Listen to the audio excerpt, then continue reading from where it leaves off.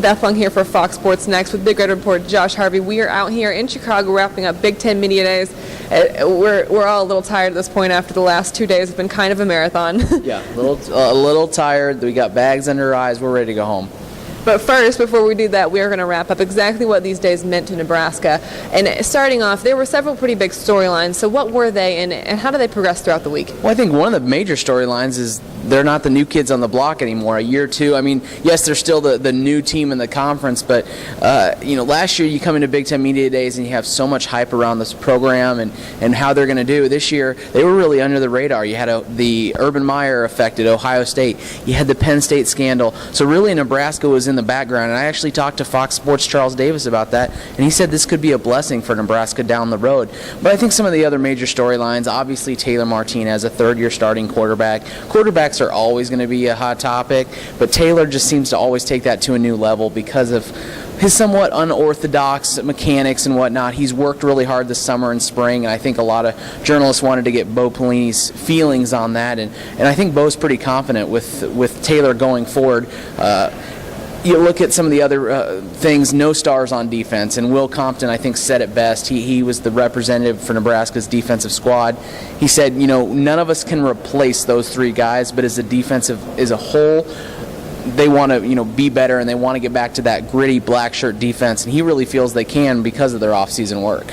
And I know that we both talked to Coach Pelini a little bit about that defense, and when I asked him, how is he going to replace those three guys he lost in the NFL? His response was, well, I've been replacing good guys on the defense since I got here. So who, in your opinion, are some people, besides maybe Compton, that you think might step up this year on defense? I think it's going to be a whole. I think when you look at guys that maybe not necessarily are under the radar, but who could make that jump, the biggest name to me is Damian Stafford, a safety. He was an honorable mention all-conference player last year. He was a junior college transfer, and I think it just takes a little while for defensive players to adjust to Bo Pelini's scheme. Year two now, I think Bo is very excited about what Damian could bring. We saw him get better and better in pass coverage last year. His hitting ability and him stopping the run has never been a problem. If he can really shore up that defense, that pass awareness, I think he could really solidify this secondary, even without that lockdown corner maybe in an Alfonso Dennard. I think the secondary is going to be better this year than they were last year.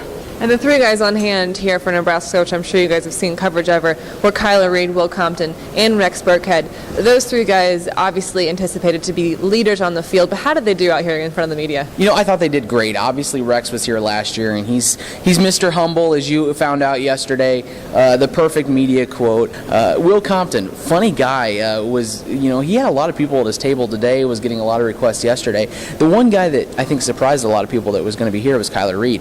And I even asked Kyler, I said, is this a little bit out of your element? And he goes, yeah, Big Ten Media Days was the last thing I was expecting to go to. I didn't even know when it was supposed to be. So I asked Bo, why bring Kyler Reed? And he said, because he's a true leader. And he goes, I think this will help Kyler open up a little bit. He's kind of a quiet guy, and he feels that he needs to take that step and be a leader on this offensive side of the football. And so I think all three guys did a pretty good job this week.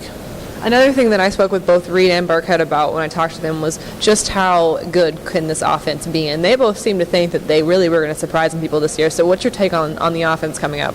I am cautionally optimistic. I saw that defense last year, and there was so much hype around it, and they kind of sputtered in the Big Ten, and I think that offense can almost learn something from this defense last year. This offense has a lot of returners. They have a third-year quarterback, a returning starting running back, a lot of depth at the offensive line, possibly the best receiving core in the Big Ten. But don't buy into the hype. You got to keep working. Yeah, you have a lot of experience there, but that really doesn't mean anything. And so I think I'm pretty optimistic about this offense. I think it can carry the defense, especially early in the season, but they can't buy into the hype.